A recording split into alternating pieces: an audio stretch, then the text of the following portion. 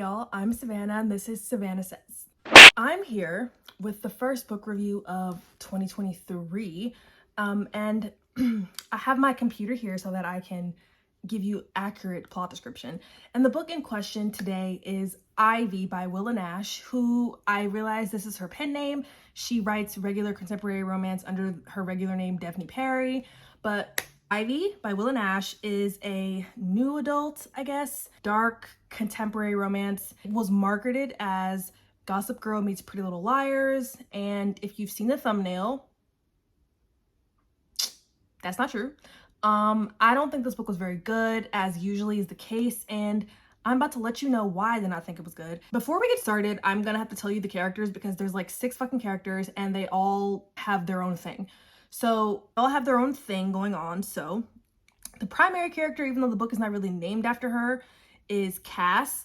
And her whole thing is that she's like the innocent outsider who's like come to this academy and this mansion to like escape her past, her dark past. She has like a secret or whatever. Her dad recently passed away and that's like part of why she's leaving. And she got into this exclusive school because her uncle's like the dean of students or the president or something. Alora is like the frenemy best friend of the main bitch character. She's really got no discerning personality beyond that, but her secret is that she has like a PI that's investigating her it's not, the word's not paternity, but she doesn't know who her dad is. So she's got this PI to investigate who her real father is because her mom like had a lot of partners and that's her issue. And the last one is Ivy. She's like the main mean girl. She's really got no reason to be as bitchy as she is. She's just really nasty. And her whole thing is that she also has a dark past because, again, it's supposed to be Pretty Little Liars meets Gossip Girl, but like having a secret is not inherently Pretty Little Liars. Like they didn't make that concept up, but whatever. They all have secrets. You will find out what the secrets are as we go on. And because this is a romance, each girl has her own relationship. So 2 of them are with Ivy's brother. She's an older brother named Zane who's with Alora, and she has a younger brother, or a twin brother named Edwin who's with Cass. And Ivy has like this one guy named Michael who's like her friends with benefits, and then it turns into her older brother Zane's friend Tristan, which again, you'll see when we get there. So now that we have that all out of the way, let's begin the plot, okay? So this plot is kind of hard to like tell just because it's following these different characters, but everything that happens is happening at the same time. So I'm gonna just do like chunks by character. Hopefully it makes sense to you. So Cass she's like coming to the school for the first time. It's her senior year of college. She's transferring because she's escaping her past. Her father recently passed away. Her mother's kind of just never really been around. So her dad was like her only family. She's coming to this mansion because she saw like an ad for like renting out a room, which is how she ends up here. And she quickly realizes that Ivy's like a bully type, and Ivy gives all of the roommates, even like the ones who have moved out, she gave them all these things she calls trials, which is basically like her bullying them to doing things for her to test their loyalty. Why she needs to do that, I don't know, but Cass is not really about that life. And so because she's not about that life, Ivy basically threatens her and is like, hey, I know you're broke. I know you're running from your secrets. She doesn't ever say what the secrets are. She just kind of says, I know you're running from secrets. And that scares Cass. And Alora is basically like, hey, you're going to let Ivy bully you. Like, I thought you were better than this. I thought you were stronger than this. Again, the book just started. So it's kind of like, I'm not really sure why she's bullying her because like, girl, you just met me 10 minutes ago. I moved into your house. I'm paying you rent. I'm not really sure why you're like giving me trials. Like, we're not friends. We have no history. It's fucking weird. So that's when Michael comes into the picture. And as we know, Michael is Ivy's like friends with benefits. And I guess he's like their classmate or something. And he starts hanging out with Cass to make Ivy jealous. But when Ivy confronts him about this, he basically says like, hey, I just want to find out her secrets. Like, I want to know what she's all about because everyone's obsessed with the fucking word secret in this book. He wants to find out her secrets, and the only way to do this is to hang out with her and make her like him and trust him. Okay. But at the same time, Ivy's twin brother, Edwin, is also into Cass, and like Ivy has this rule that like you can't date her brothers, which I don't know why I would want to date your brothers. I just met you. But she's got this rule, and so Edwin's into Cass, but he doesn't like tell Ivy that he's into her, and they start kind of like to hang out more and more, but they keep it on the DL because she doesn't want Ivy to be butthurt about it, which, okay. Then like every time Edwin doesn't speak to her for longer than like a day or two, she like goes off on him. She's like, oh, well, this is why I'll never trust another man ever again. Like, I'm refuse to be played like a fool. I refuse to be taken advantage of. Like, this is like a cyclical thing that she does every time he doesn't speak to her. So that's Cass's beginning of the story, okay? And I just want to, before I go to the next section, just say, like, this book is over 500 pages and almost nothing happened. So if it seems like I'm just giving you facts, that's literally all that's going on. Like, there's no fucking plot, really. It's just like them, it's like slice of life, but they all have secrets. So I'm sorry if it's boring to you. It was boring to me too, which is why I'm making this video. Next up, we have Alora. And again, Alora is like the frenemy BFF of Ivy, but it's implied in the book that they're like actually friends and have like actual family history. So it's weird to me that like they don't interact at all in the story. Like, they're kind of just there. Like, they talk maybe once or twice, hang out maybe once or twice at the beginning of the book, but then like as it goes on, they literally don't interact. So that's why I'm using the word frenemy. They like blackmail each other. It's fucking weird. So Alora has been sleeping with Zane, the older brother of Ivy, since she was 18, and so they're seniors now. She's like 22, but Zane is 9 years older than Ivy, which means that he's 30/31, and he basically is like, you know, it's time for me to get serious. I really want this relationship to be like public. I really want it to be, you know, a grown-up relationship. And Alora's like, no, we can't tell Ivy that we're together. Like, we have to keep it on the down low. So he kind of like is over her. She turns him down a lot. That's like their back and forth thing they have going on. But then it's like, it comes out that she's got like this private investigator, and you're kind of like, well, why does she have a private investigator? And it's because her dad is not her real dad, which she doesn't know this, but she knows that, like, just kidding, she does know this, but she doesn't know who her actual dad is. But she gets this private investigator, and he basically tells her that her dad is not her dad, and also tells her that like she's got a connection to Ivy's family that she's yet to find out about. And the connection is that her little brother, Alora's younger brother, is actually her half brother, because her mom slept with Ivy's dad. Therefore, her younger brother is now related to Ivy's family as well, because the dad situation, which I don't know why we needed to add that plot point. It comes up later in a non-exciting way about like being this deep dark secret, but like the parents in this book, like regularly sleep around. Like, it's like the kids hate their parents because they're always having affairs on their spouse. So I'm not really sure why she's shocked that her mom had a kid and passed it off as whoever this man is that's cosplaying as her dad. She's passing off this kid as his kid, and it's not his kid. I don't know why she's shocked, because again, her mom has like a history of sleeping around, which I guess is her prerogative, but they frame it as a bad thing. So I'm doing the same here. Yeah, that's like the big secret that she's hired this PI to tell her. And Zane doesn't know, obviously, and somehow this is like some deep secret that she feels that she has to keep, and she kind of uses this to like push Zane away. Why this is the reason why he wouldn't want to be with her, I don't know, because they've been sleeping together for 4 years now. So like, why this one secret that's got really nothing to do with either of them would affect this relationship, whatever, not sure. But she also sends the PI to investigate Ivy. I don't really know why at this point. I clearly have forgotten. I don't care to look back and find out. She investigates Ivy. And Ivy's beginning of the story is basically that she's like a bitch. Again, she's mean for no reason. It's not even like an enjoyable mean. I can definitely tell that like the author was trying to emulate Gossip Girl, because Ivy gives like Blair Waldorf vibes, but like Blair is just a better character. She's nastier, she's more conniving, she's smarter.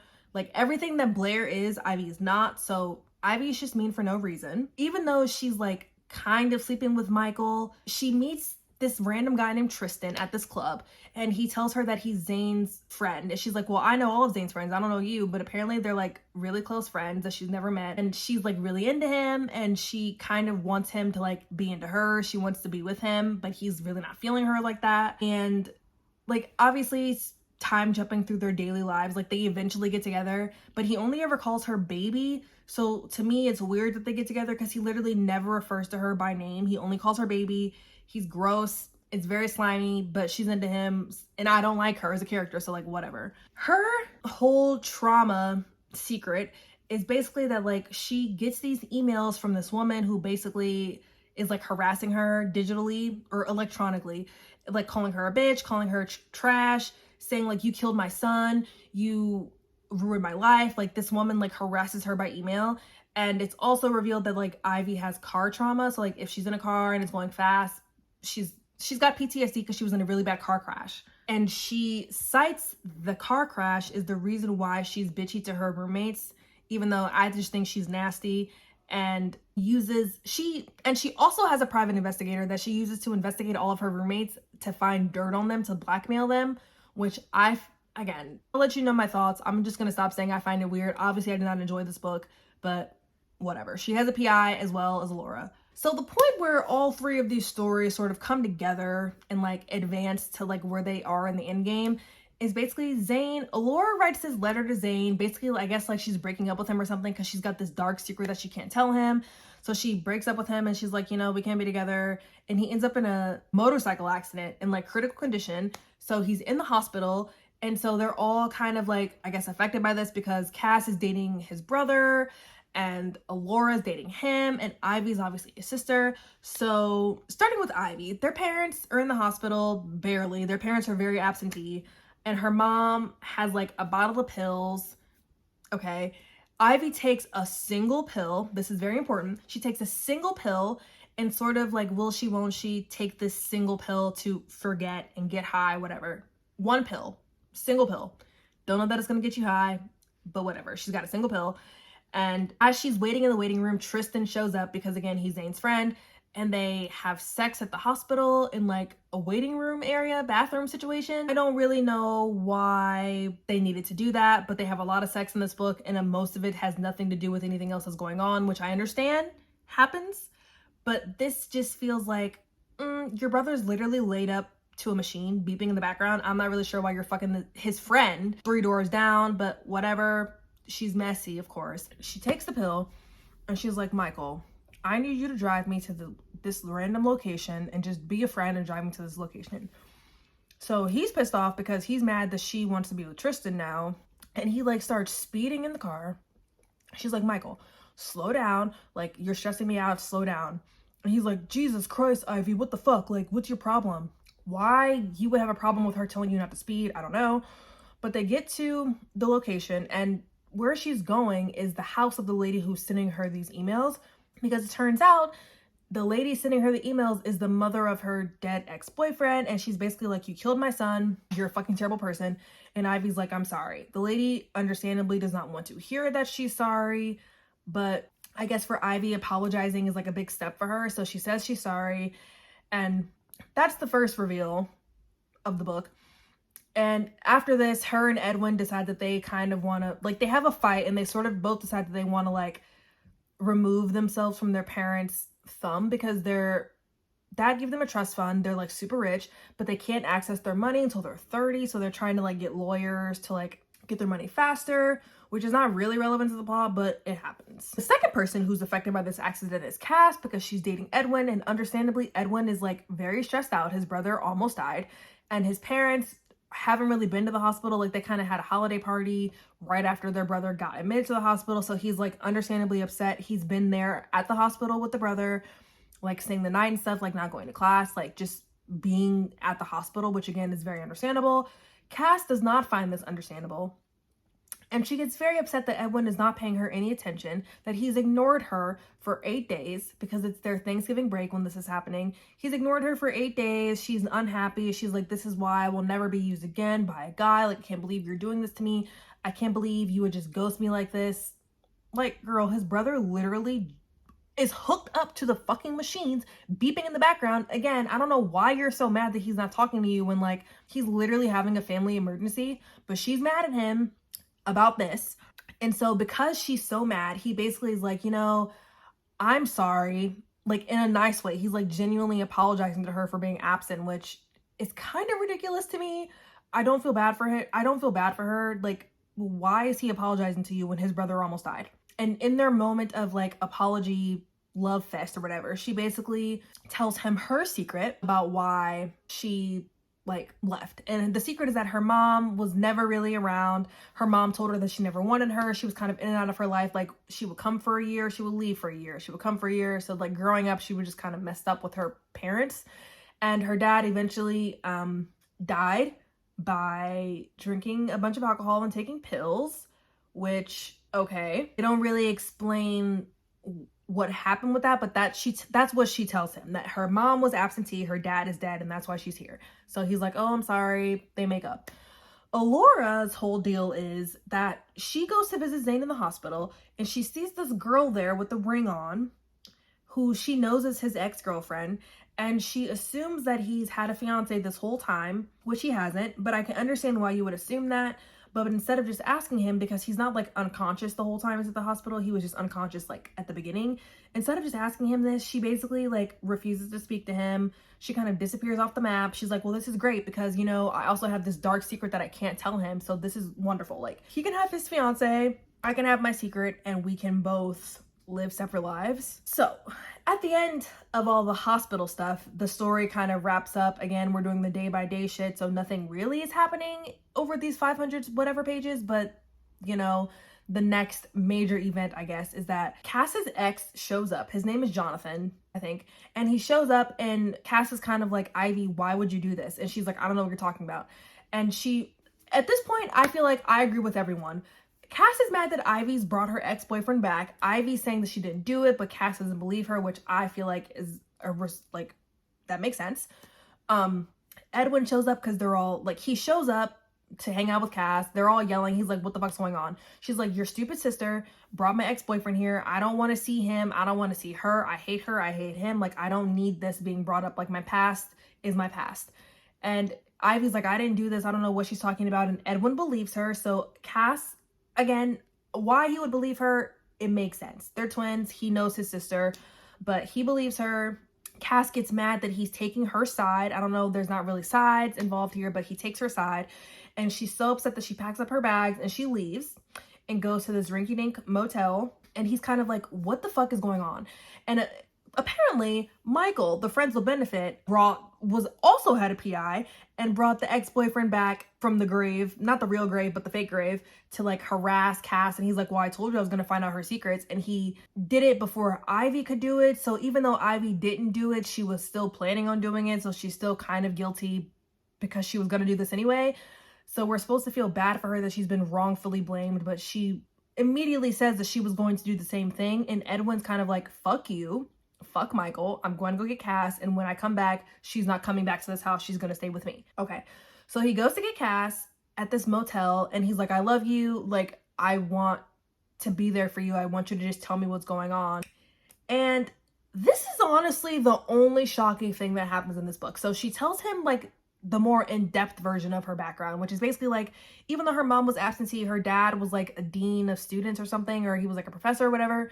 And she was dating Jonathan at the old school, but Jonathan cheated on her with her dad, hooks up with her dad. I think it's multiple times. Like they had a whole like affair going on. And like when it gets found out, her dad dies by suicide, which I don't know why that would make him want to do that. But I guess to avoid scandal by hooking up with the college kid, which is not illegal, but heavily frowned upon, which I understand. But I don't think he was in his class, but it's still whatever. It's frowned upon. That's what happened. That's why she hates him. And that's the dark secret that she's running from. I don't really know how that's a dark secret. That's more just like a shitty situation that happened. I don't like the dark secret part of it. I'm not really understanding, but that's her dark secret. And while she's revealing this dark secret to Edwin, Ivy is revealing her dark secret to Tate, who only calls her baby, or his name's not Tate. What's his name? Is his name Tate? Or is his name Tristan? I have the names Tate and Tristan typed out on my doc, so we're gonna call him Tristan. And like, he only calls her baby, whatever. They're so in love at this point. They've literally only had sex ever. They don't talk, they just have sex. But whatever, they're in love. And he's like, you know, I love you, baby. Like, tell me what's going on. Like, tell me why you are the way you are. And she's basically like, yeah, you know, when I was in high school, I had this boyfriend named Christopher. He was really abusive. He basically was a drug addict as well. He used to abuse her, like physically abuse her. And one night they were at a party and he was really messed up. Like, he was drunk and he was doing drugs, and she was kind of like, hey, like, I'm gonna drive you home. Don't drive while you're under the influence. And he refuses to listen to her, takes a line of coke, and then gets behind the wheel and drives. And he's speeding, and he's forcing her into the car with him. So they're both in the car. She tries to stop him. He punches her in the stomach as she's trying to stop him from driving the car, which I guess was an important detail. And the car crashes. He dies on impact. And her dad, because he's loaded, paid like a bunch of hush money to like keep her name like out of the accident reports, which I don't know why you'd want to keep her name out of it, because she didn't do anything. She's literally a victim of this crime because he was the one driving and under the influence. But his mom says that she killed her son. So Ivy's like, you know, this is why I am the way I am. Like, I do you still want to be with me after you know, like, my dark secret? I'm like, this secret is not dark. Like, you were abused, and because your abuser tried to kill you while he was under the influence, and somehow it has turned into this is why she's a bitch, and this is why she is the way she is, and this is why, like, she pushes everyone away because she's like damaged or something. I'm like, even though I'm a terrible person, like, you still want to be with me after this? And I'm like, girly, you're terrible for a lot of reasons.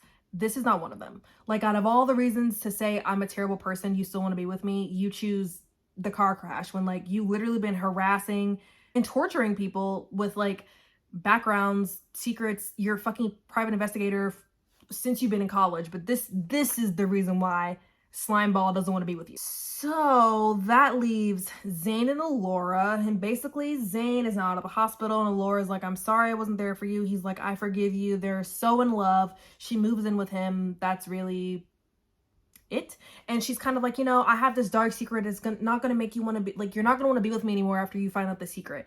And he's like, well, just tell me because I love you. And she's like, you know, my little brother is your half brother because my mom slept with your dad. And he's not shocked at this because he already knows. So first of all, he already knows, which means she spent the entire book stressing over this non-secret that he already knew, to the point where she sabotaged her relationship multiple times. He's not pressed. He's like, I don't really know what that has to do with us, but like, I get it, why you feel some kind of way, but like, I don't really give a fuck. So then she's like, well, you know, we're bonded by more than just love now. We're bonded by blood. No, you're not. You're literally not bonded by blood at all. You're literally not related. You have a relative in common, but y'all are not related. So like, I don't care about the secret. Like, I thought the secret was weak. All their secrets were weak except Cass at this point. But then we do a time jump for 2 years. It's an epilogue, and they're all married. All of them are married to each other. And that is the end. And honestly, I don't even really remember what else happens in the epilogue besides them getting married, because at that point I was like mentally checked out. I didn't care. I was like, this book is very try hard. And that brings me to my ultimate issue with this book, is that it was extremely try hard. Like, first of all, if you couldn't tell, there was no plot, virtually no plot. It's literally just them all acting like their secrets are so dark and so mysterious. Like, if you're saying this book is like Gossip Girl, have you seen Gossip Girl?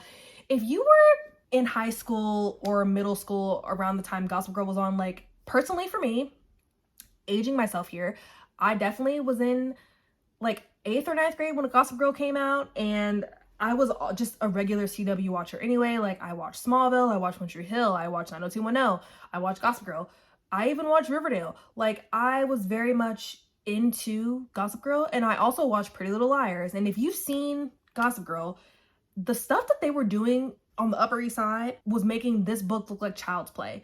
Like, they were hardcore on the CW. Like, whatever these like weak ass secrets these girls had, like, they have nothing on the cast of Gossip Girl.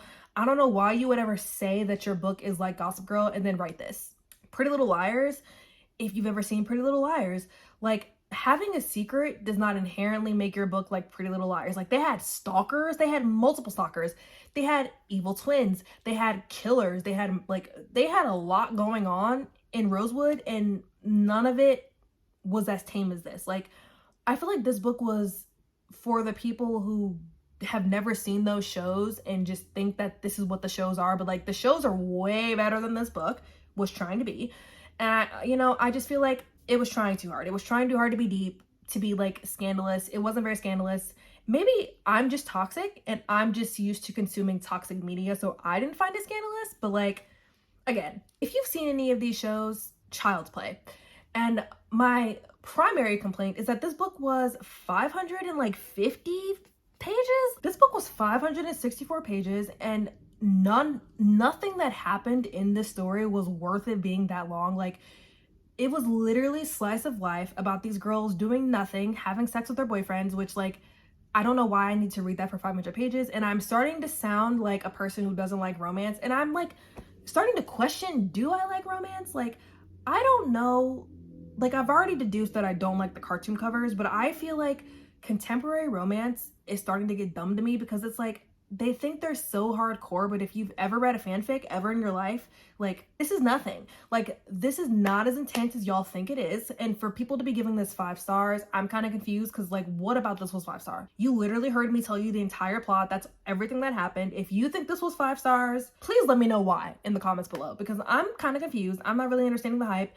I would say that I should stop getting my recommendations from TikTok, but, like, some of the TikTok recs have done me good. Like, they've been popcorn reads.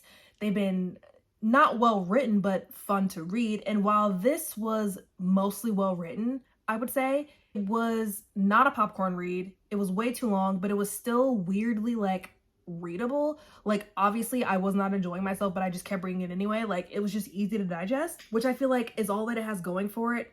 But overall, I think the marketing teams of these new publishers need to understand what they're referencing in their, like, marketing taglines, because to say Gossip Girl and Pretty Little Liars and give us this vanilla ass non-mystery story is embarrassing. It's embarrassing for them. It's embarrassing for Willa Nash. I will probably never read another book by her just because at this point, if this is what you're going to give me, why am I tuning in? That's really all I have to say about this. It wasn't very good. I read it in 2 days, which I probably should have stopped, but I picked it for a book club and I felt like I had to commit because I picked the book. But now that I know that this is just maybe not the genre for me, like, I think my romances need to be involving a non-human at some point, whether they're fae, whether they're a vampire, whether they're a werewolf, whether they're a dragon. I don't care what they are, but if it's 2 people being humans and, like, what is reality essentially, I just can't get over how dumb the stuff they do is. Like, it's too close to being realistic for me to enjoy. And I think this might be the straw that breaks the camel's back. I'm currently almost done with another romance, which you'll hear about. It's also boring and way too long. So again, I think this is just what I'm learning about myself, and you're learning it as I learn it. But if you thought this book was good, let me know in the comments below. I'm kind of confused. I gave it 2 stars. That's probably very generous, but like I said, it was readable. The one secret was really juicy, so I'll give her that. And yeah, that's all I have to say about this today. Like and subscribe. Let me, again, 3rd time, let me know in the comments below how you're feeling about this, and I'll see y'all with the next video. Bye.